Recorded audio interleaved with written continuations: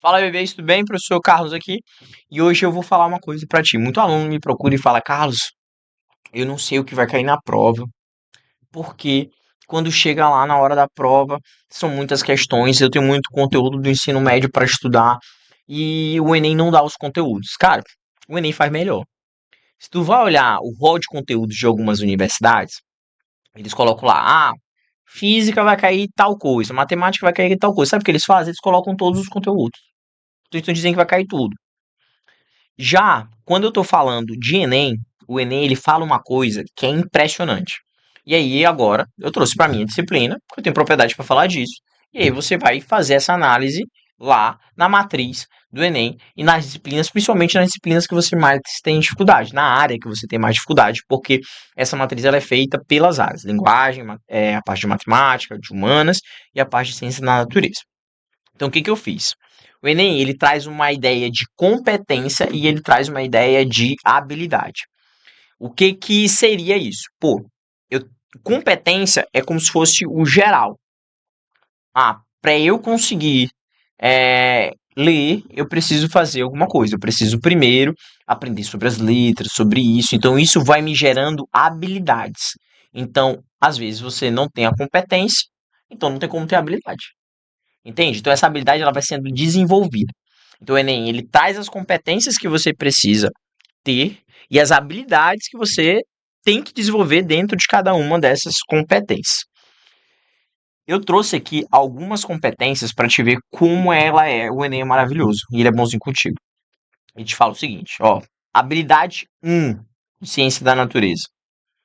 Ele diz o seguinte, que você precisa saber verificar as características ou propriedades de fenômenos ondulatórios ou oscilatórios relacionando-os aos seus usos em diferentes contextos.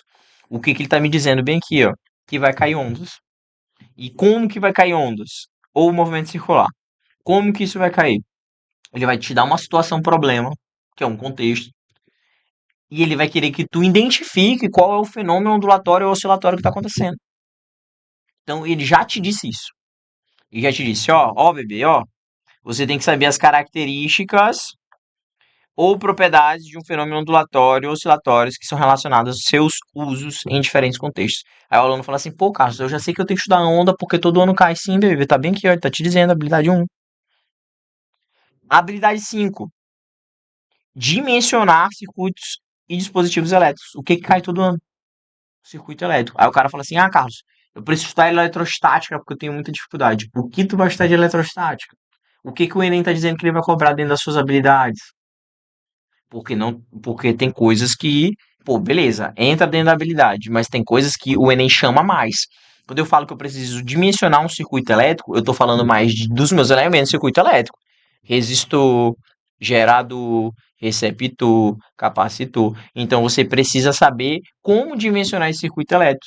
E saber o que é uma diferença de potencial, o que é uma corrente. Então, você precisa entender essas coisas para conseguir fazer essas questões. Então, percebe que está puxando muito mais para eletrodinâmica. E aí tem outra habilidade que fala sobre isso. Relacionar informações para compreender manuais de instalação e ou utilização de aparelhos ou sistemas tecnológicos de uso comum. Então ele traz essa ideia de circuito elétrico e ainda aplica no dia a dia. Então você precisa saber relacionar informações para compreender manuais. Então ele vai te dar lá um manual, uma situação, um problema, e vai falar assim: um chuveiro elétrico que funciona a 127 volts. Então tá vendo que ele está me dizendo como é que vai ser a questão que ele vai cobrar? Então lê a habilidade, imagina, relaciona isso com uma determinada questão que tu está vendo lá na tua prova. Inclusive, se você tiver aí um material que você consiga filtrar por habilidade, isso seria maravilhoso. Perfeito? A habilidade 20 é uma habilidade que engloba muita coisa, que seria você conseguir caracterizar as causas do movimento. Então, tudo que se move entra nessa habilidade 20. Então, toda a parte cinemática, de dinâmica, então seria uma parte que englobaria muitos conteúdos. Ó, eu vou me alongar nisso. Eu queria que vocês perceberam o seguinte: eu vou repetir a habilidade 1. Reconhecer características ou propriedades dos fenômenos ondulatórios em diferentes contextos. Olha só o que eu fiz para vocês. Uma questão do Enem. Ela fala o seguinte: ao assistir uma apresentação musical, o músico que estava na plateia percebeu que conseguia ouvir quase perfeitamente o som da banda. perdendo um pouco de nitidez nas notas mais agudas. Vamos lá, me deu um problema. Por enquanto, só pré-texto. Ele verificou que havia muitas pessoas bem mais altas à sua frente, bloqueando a visão direta do palco e o acesso aos alto-falantes. Então percebe que o problema dele é que tem pessoas na frente dele, que ele quer ali perceber o show e tem pessoas na frente dele, mas isso costuma atrapalhar você perceber o som. Você tá lá no show e tem pessoas na tua frente, você pode não olhar, mas você vai escutar, beleza? Aí ele sabe que a velocidade do som é 340 metros por segundo e que a região de frequências das notas emitidas é de aproximadamente de 20 a 4.000 Hz. Isso aqui, informação que a gente não vai precisar. Qual o fenômeno ondulatório? Qual o fenômeno ondulatório? Então, lembra lá, ó, identificar dentro de um contexto é o principal responsável para que o músico percebesse essa diferenciação do som. Aí, você já tem esse domínio desse conteúdo, eu tenho certeza, que toda vez que falar de interferência, tu vai pensar em superposição de onda. Uma onda estando em cima da outra. Essa interferência pode ser construtiva, que faz o som aumentar, ou destrutiva, que faz o som diminuir. Atenuar significa diminuir, perder. Refração significa quando a onda ela muda de meio. Toda vez, por exemplo, por que eu consigo olhar um objeto dentro da água? Porque a luz ela passou de fora para dentro da água. Ela refratou, ela desviou, ela consegue penetrar a água. Então toda vez que ela muda de meio, tava no ar, foi para água, tava na água, foi para o vidro, mudou de meio, é refração. Reflexão acontece toda vez que a onda ela bate e ela acaba voltando. Como, por exemplo, você conseguir ver seu reflexo, ou o eco, quando você fala, bate em um obstáculo e você consegue perceber de volta esse som. Então isso seria uma ideia de reflexão. E por último, difração. Difração, você tem que pensar em contornar obstáculos. Então imagina, a questão ela tá me perguntando por que eu consigo ouvir mesmo tendo pessoas na minha frente. É porque o som ele consegue desviar, ele consegue contornar esses obstáculos. O fenômeno ondulatório que fala isso, letra A, que fala de difração. Então nós arrasamos. Aí tu marcava, ficar felizão. Então, esse tipo de questão aqui, ó, tu pode procurar. Vai ter um monte, onde ele vai te dar um contexto e ele vai te perguntar qual é o fenômeno e ele ainda descreve os fenômenos aqui, ó. Tu pode ter certeza, vai ter vários. Mas, Carlos, isso é um padrão do Enem? É porque tá aqui, ó. Tá aqui, ele me disse isso na minha habilidade 1. Ele me disse, olha de novo, reconhecer características ou propriedades de fenômenos ondulatórios ou oscilatórios relacionando os seus usos em diferentes contextos. Então ele me avisou, ele me garantiu aqui, ó, que ia ter uma situação dessa. Então, todos os anos costuma cair. O Enem ele não tem a obrigação de contemplar todas as habilidades, mas ele costuma trazer todas as habilidades, beleza? Aí como tu vai usar essa informação da habilidade ao teu favor? Eu trouxe um raio-x, esse raio-x ele tá só até de física também, tá? Você consegue encontrar ele com tranquilidade, esses raios-x aí tem diversos.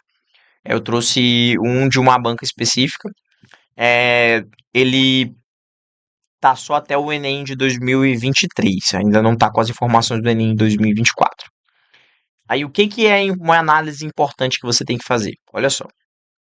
Quando eu falo de mecânica, ele me fala que tem 121 questões que já foram trabalhadas aqui em física.